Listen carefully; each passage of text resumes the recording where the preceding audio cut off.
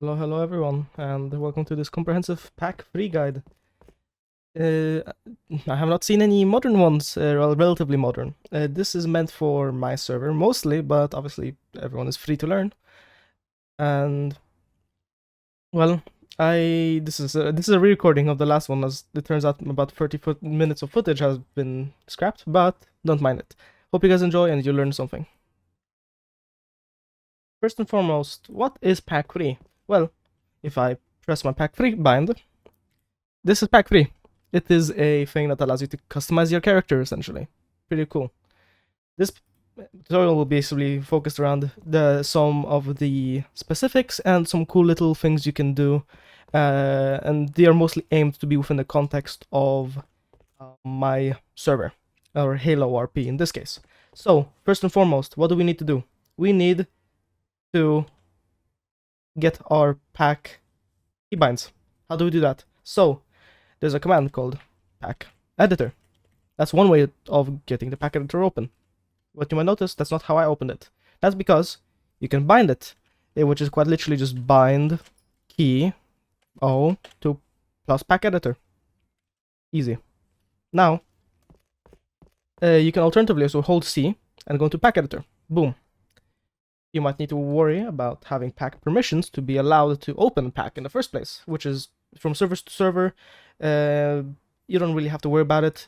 Most of the time, you would be doing prep in single player, especially if a server is active. You won't be sitting around just doing your pack, or well, you can, but it depends. You get what I mean. So, firstly, what we have to focus about is body groups and models, because that's kind of what we do.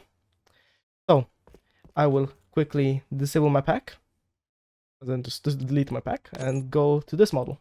So this right here, the Draconic menu allows you to edit your body groups, and you select your model. In the case of, for example, Helix RP, your model will be decided by the server or by admins. So that's that. But if you basically match the one that you have with the one that you have been given, you're able to actually edit the body groups that way as well. So in this case, you have, on this model, you have actually, this is the default. So here you can actually customize it a bit. For example, I'm gonna just put on shoulder pads for my character. There we go. And a helmet. So, why are we here?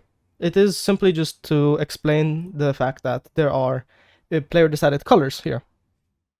In this is the default model most people will be given, and like given to use. So what do we do here? Well, we can decide our personal player color, which affects the front plate on this model. This is different for each model, and you'll have to find that out yourself. But in this case, the player model or the player color affects the front plate. Now, the eye color on this model affects the visor. Let's keep it at red. There we go. And then the accent color affects the accent colors of the armor, being the stripes on the head and the side little, actually also the the shoulder pads and, for example, the backpacks. There can be, of course, more it can affect. So we can just apply change. There's a chance also things that will flicker between different colors, but as soon as you press apply, they will not flicker. So that's the basic kind of thing to customization. Next, I will be explaining how to actually use PAC3. In this case, let's try to do something simple. We can put a model on our model. So, let's say I want a radio on my guy's shoulder. So, first of all, I recommend disabling or enabling T-pose so the character doesn't sway and allows for more precise placement. And first of all, you want to create an entity. Creating an entity is kind of just like a good baseline. It basically allows you to modify your player entity and also modify your body groups separately. And technically also override your materials directly here, but we don't want to do that as that makes quality worse. Now, what we can do is right click on our entity and simply add a model to it. Great. Now, if you might notice, now I have a model here. It is bound to my head, however. You can see my head moves, so does the orb, but when my body, but my legs don't move, and it specifically follows my head and not my torso either. You can see that my torso doesn't move that much, but my head does, and so does the orb. This is because every single model has a bone that it's attached to. If we want, for example, if I want something on my or on my upper body, I want to make sure it's selected as spine too, so it follows my torso. Great. So then we can select a model. We can go into here. We can do radio, for example. Little radio over here. Boom. And then it's simple. It's as simple as dragging it out here. I can rotate it. You can hold control to snap 45 degrees and then go from there. So in this case, I want it to be like this, maybe. Right across here. Again, I'm not doing it in T-pose, which is a bad idea. There we go.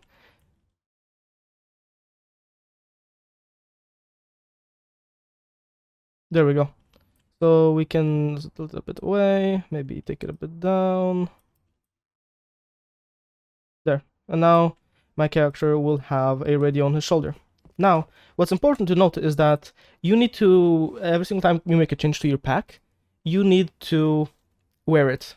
You need to either have it press wear, so that the server basically gets your pack and it can distribute it to other players to display. Or you can also make sure, oh, actually that's a separate thing. Make sure to save your packs, either as a new file, which is just gonna be one of these things, with a unique name, or also, well, after you do that, I also if you're gonna wear that pack every single time, I recommend doing auto load. So then whenever you load into server, it will prepare that pack as soon as you restart it. Now, this means that we need to also have pack restart bound, which you do the same way as doing pack editor. Pretty simple. So that's how you attach a model, and that's some of the extra small basics and specifics of wearing your player model. Now, moving on to retextures. If let's for example say I want a custom phi sticker or decal, right? And I can't customize it. So what we want to do in that case is get the files. Either you can get them yourself, or they can be distributed as PNGs by people. So what you want to do in this case, you want to find the workshop of your mod that you're using, and you want to, well, get the ID of it. There we go. You can see 2792, and then remember the ending 48. Now, what we can do is if we open our Steam library, and remember this, 2792, we go to local files, and we need two things from here. We want to have our bin folder, which I'm going to open in a new tab. Boom. And then we want to also then go to Steam Maps, Workshop, Content, 4000, which is the ID of Gmod on Steam Workshop, or Steam like game-wise. And then we want to look for our ID, which is right here, the 2792, and ending 48. There we go. Right here, we have a Gmail file. Great. What does this mean? So, what we want to do, I will quickly pull up my desktop on the other monitor. I will enter a, I'll have a random folder here. There we go. I'll have made an empty folder. We want to copy this into here. So this is the mod file, basically. There are some mods that have bin endings, which is a bit annoying, and I will explain why.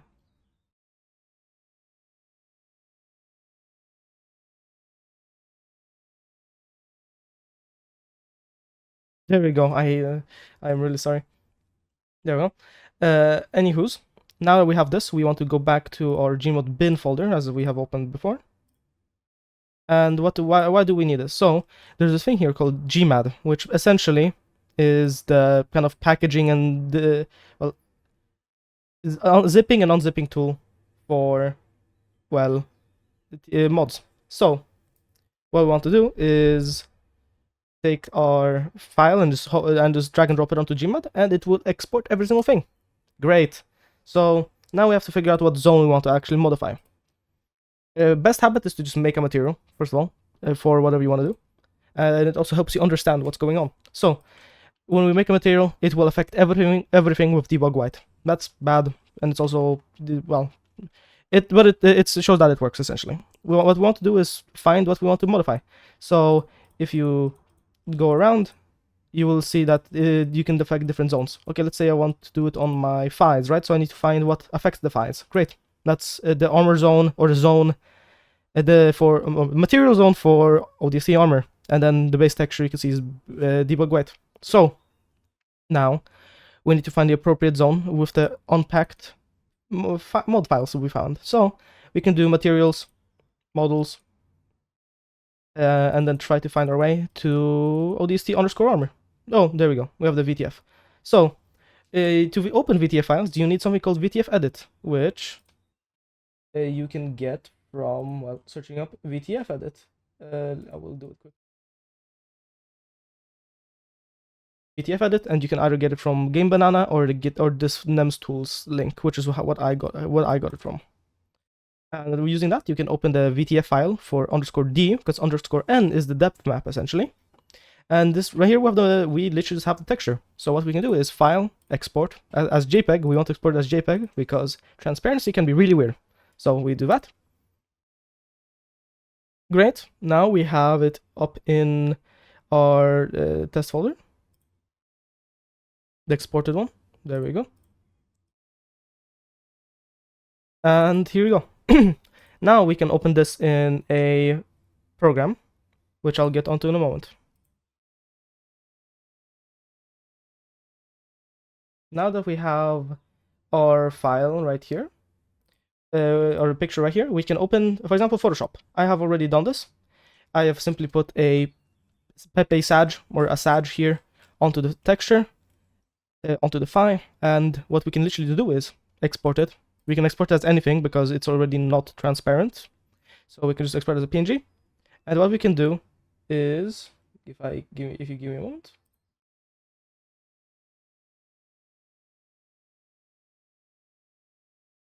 You can open Discord and we can upload this to, I'm leaking on my Discord server, don't mind.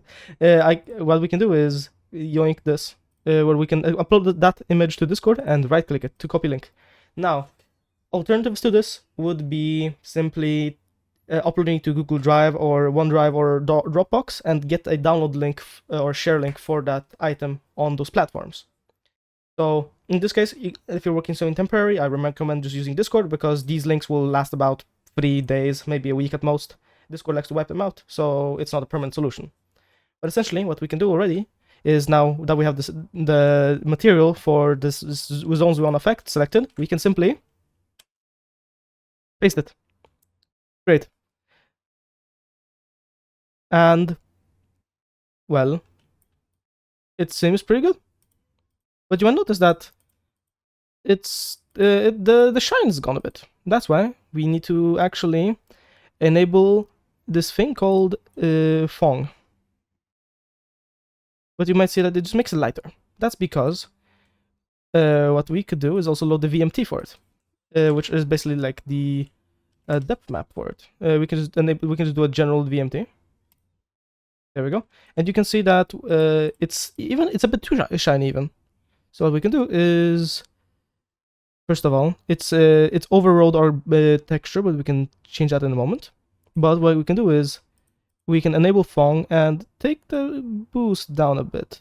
Oh, and there we go. The texture also came back, and now our Pepe should look a bit more. Well, you can see that first of all he has the depth map on him, which can be good or bad. And well, actually, then we're kind of done. This is the one way of placing, for example, a sticker on your. Well, that's one way of placing a sticker on your thing. Sorry, placing a sticker on your armor. And there's another way, which is slightly more complicated, but it's a bit more reasonable, I would say. So what we can do is we can scrap the material for now, and we can add a new one, which then we simply Actually, we will need a model of our own in a new model. So we will add a model. We will add the model that is our player model. So in this case, I'm using ODST, this ODST male one. It's not going to be the same name as it is in the Draconic menu. So you have to do a bit of searching, but I think you should be fine. In this case, this is the one that most people will be using, which is ODST, which is the H3 ODST one, which is just called ODST_male. Now, this model right here. First of all, what's important to notice is that when you're importing models, or if you're overriding your player model, for example, if I hide if I hide my actual player model by just nulling everything, which is something you can do. You can just override the materials with null. You get what I mean. I will not do that, however, because that's a lot of manual stuff to do. But essentially, if you do that, because fun fact, so this is post edit shield. I somehow completely forgot to mention the fact that when you import models into PAC, or if you override models and such, the client-side colors will be showing up for other people if it is models that are compatible with Draconic base. So that model that I imported, how it had the black plate, that will be shown as and everyone else's color to them, as if do a specific override for it, which I will hopefully be able to link or explain in the description / in the Discord. So watch for that, and don't mind skipping out whatever's going in the background. I went on some really stupid rant for no reason. Thanks again. Hope you guys enjoy the tutorial, and we go back. We have this model, and what we want to do with it is we will basically turn it into a sticker overlay. Yippee, right? So what we want to do is create a material for that. It will be entirely white, and what we want to do with that material is, first of all, actually just scroll down and do no draw. That's the first thing. Now it's invisible. And basically, by default, every single material on this guy's, every single material by default is going to be invisible, unless we override it yet again. So this is where we go back to our Photoshop, we disable the original layer, and then we just have the position of where we want the sticker relative to the body. On the or like where of the base texture. So now it's going to be on the phi, but it's invisible. So now we can just export this as a PNG. Now this matters to be a PNG. Sticker. And we upload that to Discord. We can copy that. And now, if we go on to here, you can see that, well, the phi would be not aligned yet because we haven't bone merged. We do a bone merge on the model. It's on the model. Now, you can see that when I hover over it, you can see that the outline is actually on my player. Now, if I go to base texture, I will replace it with, well, actually not yet. I have to first target the zone, because you can then see that it actually overrides the parts that were invisible. And to show that this is in fact separate, I can go on bone merge it. There we go. And then you can see that the phi area is over here. If I now set the base texture to the Discord link, it's gonna stay white, but it's gonna add the Pepe. Well, and all we need to do here is do alpha test, enable it, and then boom, we have a Pepe here. Now, if I bone merge the model yet again, now our sticker is overlaid over our own model, which prevents the bump map from appearing. So it looks like the sticker's over the little like buckle clamp instead of being like kind of stickered against it, where you can see the texture of it, like actual like depth of it. So that's one way to also do stickers. When it comes to events, which is the next thing I'm going to be working on, is, well, we have a command called PAC events. This is actually a bind, not a model. This is not model, sorry, a command. So we need to bind this. Maybe this is how you would do it. If, for example, O was the key that I want to bind it to. So if I pressed enter right now and I pressed held O, I would get this menu, which right now is empty, pretty empty. So what we can do is there's multiple applications of this. So in this case, I will quickly show two different things, or three different ones. We're gonna do a weapon toggle, automatic weapon toggles. We're gonna do manual item or model toggles, and we're gonna do emote toggles or emote buttons. So first, we open PAC menu, and let's say, there we go. I want Spartan laser on my back. So what we first need is to know the swap swap name. In this case, this is what it tells me in single player, because I'm doing this in single player. You would have to ask your moderators, server admins, whatever, to know what the actual swap names are for the weapons that you have or are trying to use to do this for, because they have to match the actual ones. So what we can do here is then onto the player model, I can attach a new model, which I want to be the Spartan laser. Of course, the playing around with names can be really annoying. And the one I'm looking for is the Reach one, Halo Reach. Boom. There we go. And I want to make sure it's attached to my spine, because I want it on my back. That I didn't click properly. There we go. And because I don't care about being precise right now, I will not T-pose, but let's say, I mean, this looks good enough. Now, it's on my back, but I'm holding it. How do I have two of them? Well, that's because we need to need to make an event for this. So what we do is right-click on the Spartan laser, we add an event to it. It's kind of like, it's almost like functional programming. We want to do event weapon class. We want to then target specifically with the weapon class we're looking for, which is the TFA swap spawn laser. There we go.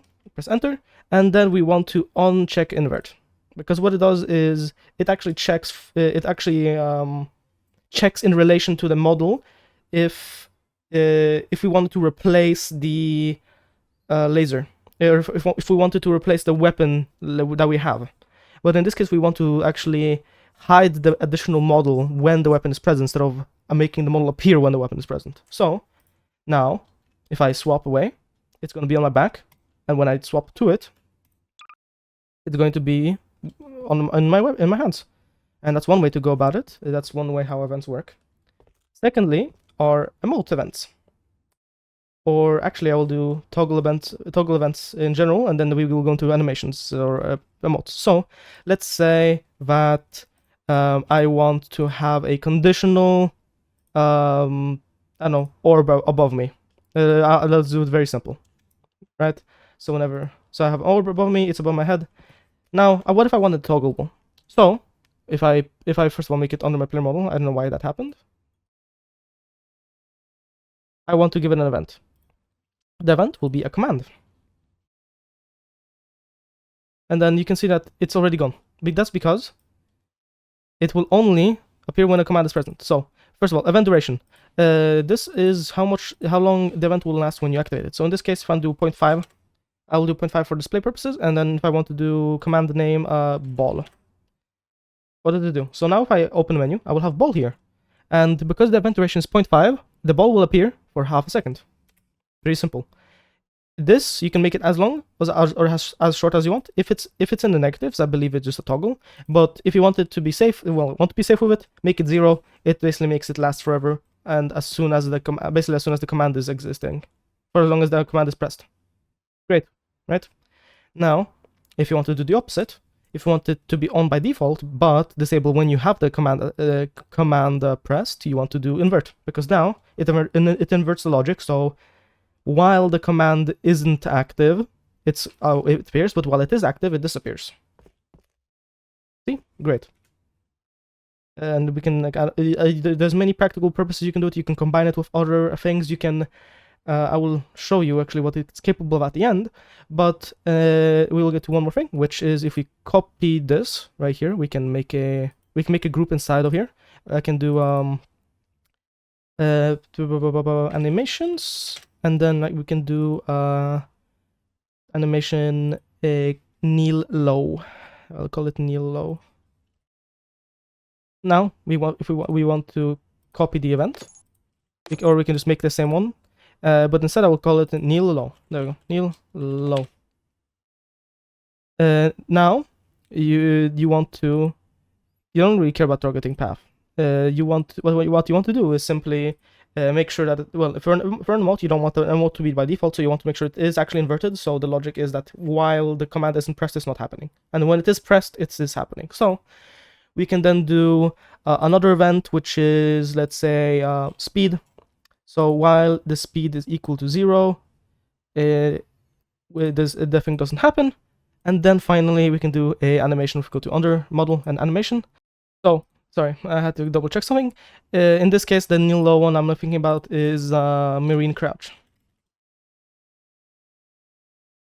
Nothing will happen because the logic is inverted, but we can quickly invert the first logic to see if things are correct. Okay, see that it's inverted, but it doesn't happen. That's because this needs to also be inverted. Now, so now, while the speed is 0, the pose also happens. So right now, while the command isn't active and the speed is 0, the animation plays. But now if I invert it back to when the command is active, it's going to be gone for a bit. And then when we toggle animation, it will stay like this forever. There we go, actually. I think we need to invert it yet again. Sorry, that's why. We want to make sure that the speed is equal to 0. That's what we are looking for. So now, while the command is active and while we aren't standing still, it happens. So we want to make that back, and there we go. Now, while we are standing still, while our speed is at 0, we will crouch down, which is kind of like a way to prevent the sliding around.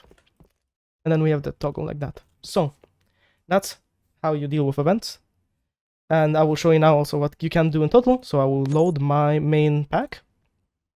With stuff like events, you can, for example, this is the same logic on two different entities at once. You have head on and head off, which are basically two events that are responsible for displaying the helmet and head. So while the command head is off, I have my helmet, and when I have my head on, my character's head gets shown, which is cool.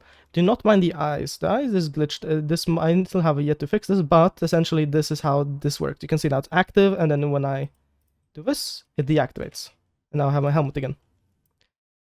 And you can see the same logic on the SMG, and you can do a lot of things. It is basically like functional programming. If you want to do something more complex, you can always ask other people, but essentially there's a lot you can do. Also, you can also make custom animations.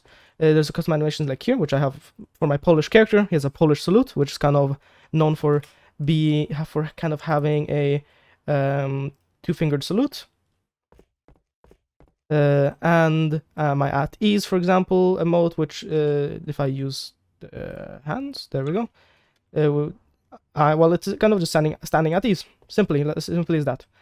And there's a lot of curse stuff, like you can also do this. The pack has a lot of cool features, and that's kind of how you deal with events.